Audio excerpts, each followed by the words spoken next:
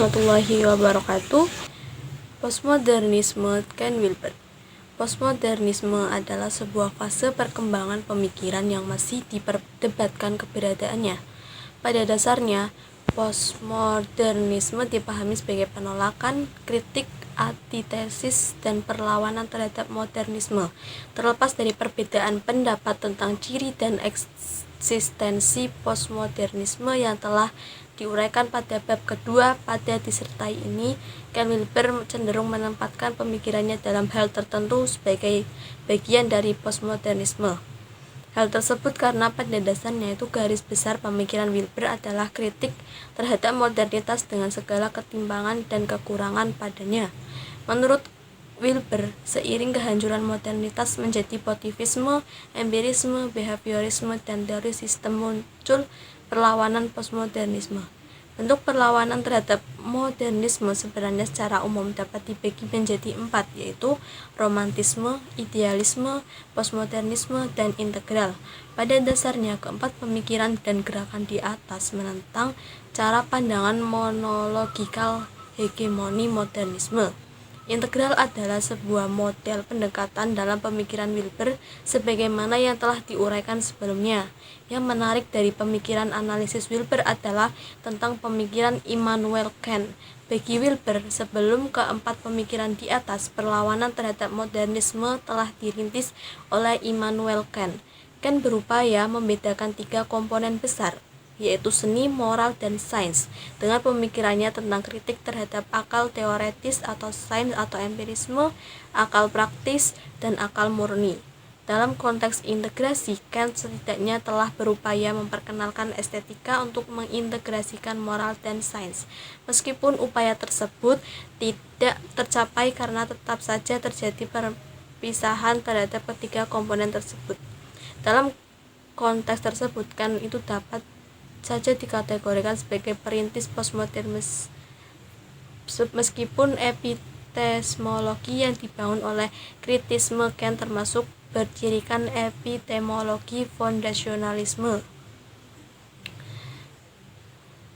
Salah satu kelemahan berbagai konsep postmodernisme adalah melupakan prinsip kesatuan dan terlalu menonjolkan keragaman.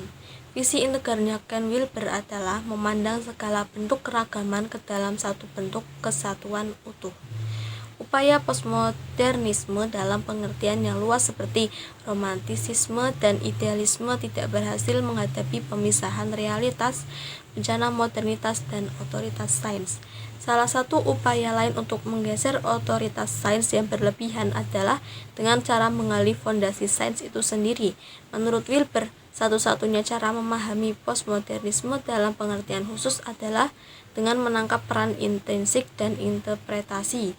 Interpretasi sangat penting baik dalam konteks epistemologi maupun ontologi postmodernisme. Postmodernisme ekstrim memandang interpretasi adalah satu-satunya kebenaran objektif. Interpretasi merupakan bagian dari sisi kiri atau interior sehingga prinsip postmodernisme ekstrim ini tertolak belakang dengan yang kebenaran objektif modernisme yang berasal dari sisi kanan atau eksterior. Oleh karena itu, pada dasarnya paradigma baru postmodernisme adalah pendekatan integrasi sains dan agama. Ronald Handel membagi postmodernisme menjadi 2, yaitu postmodernisme kuat dan lunak.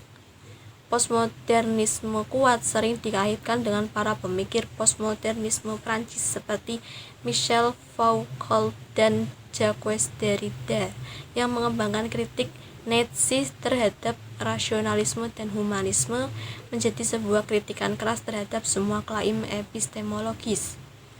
Postmodernisme lunak juga sepakat terhadap dan bukan perspektif tunggal. Bagi Wilber, asumsi-asumsi yang dikembangkan oleh postmodernisme tersebut cukup akurat dan sangat penting kaitannya dengan peluang integrasi sains dan agama.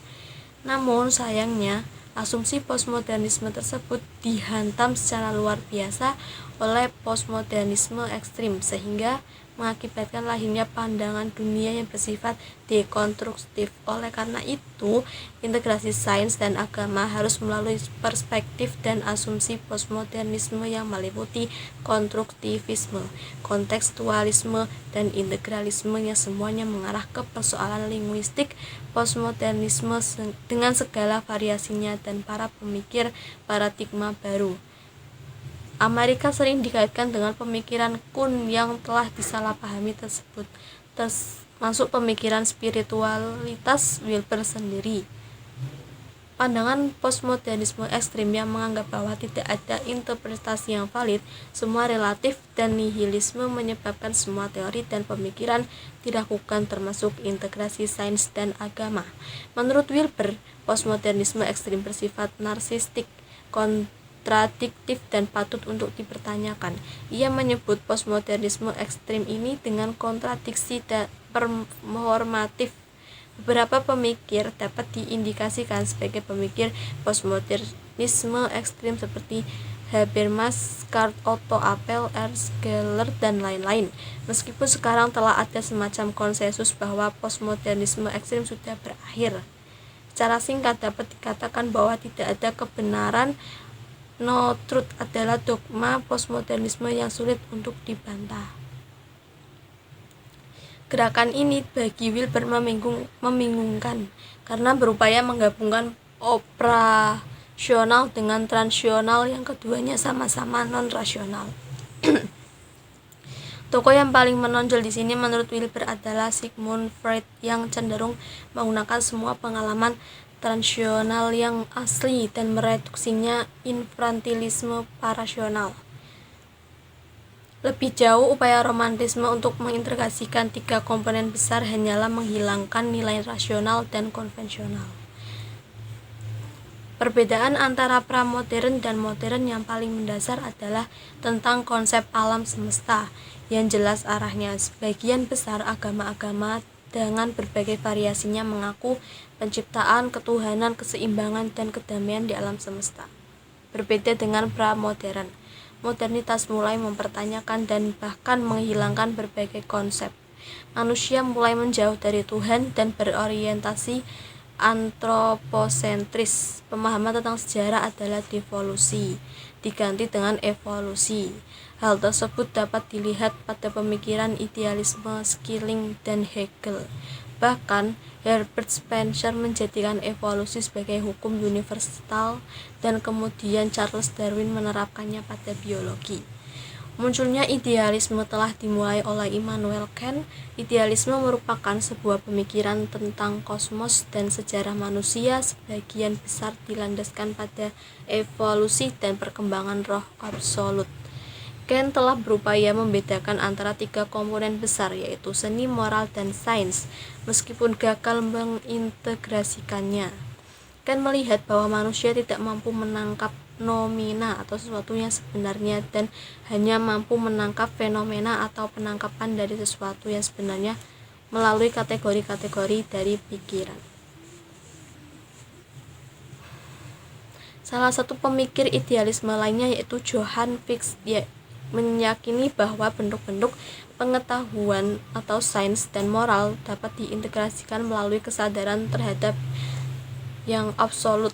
Hal tersebut tentu saja dapat dilakukan dengan menghilangkan pemisahan atau dualisme yang menjadi inti penyakit modernitas.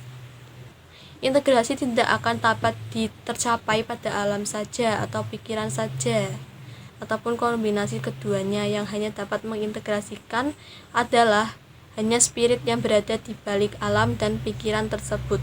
Transendensi spirit meliputi alam dan pikiran, sementara idealisme memberikan ruang yang sangat luas terhadap seni, moral, dan sains dan hubungannya dengan spirit. Oleh karena itu, idealisme sangat berpeluang untuk mengintegrasikan seni, moral, dan sains. Spiritualitas yang tidak mengakui dan mencakup evaluasi akan hilang.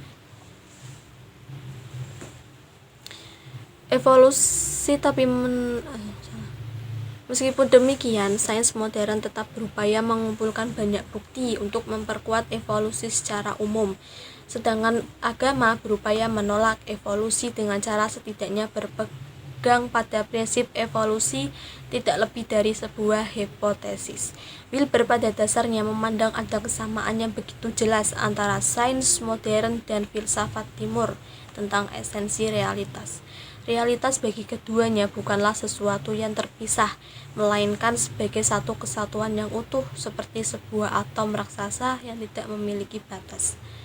Romantisisme dan idealisme memandang bahwa sains adalah salah satu model dari pluralisme epistemologi sehingga sains dan agama memiliki tempat yang terpisah, namun realitasnya sama penting. Sedangkan postmodernisme lebih bersifat teoretis dan mendekonstruksi segala bentuk epistemologi agama. Romantisisme dan idealisme secara epistemologis tidak dapat sejalan dan mengimbangi monisme sains modern yang agresif. Dalam 4 atau 5 dekade terakhir ini, evolusi budaya mengarah dari tingkatan dasar perkembangan dan pertumbuhan kemanusiaan menuju berbagai model perkembangan yang bersifat pluralistik, relativistik, individualistik, aktualisasi diri, multikultural, dan sebagainya. Wilber juga menyebut evolusi budaya seperti itu dengan green wave atau gelombang hijau. Postmodernisme secara umum memandang bahwa semua pengetahuan terikat dengan budaya sehingga tidak perspektif universal yang diterima. Pengetahuan adalah konstruksi dan interpretasi manusia dan bukan pemberian.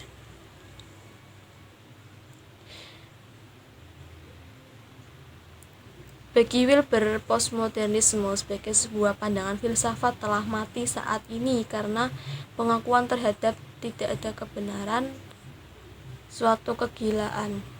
Jika pandangan tersebut memengaruhi evolusi budaya, maka kebudayaan tersebut akan hancur.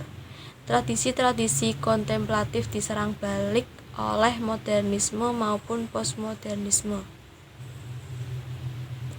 Sains modern sebagai salah satu produk modernisme, segala bentuk pengetahuan dan kepercayaan yang diperoleh melalui kontemplasi sama halnya dengan postmodernisme.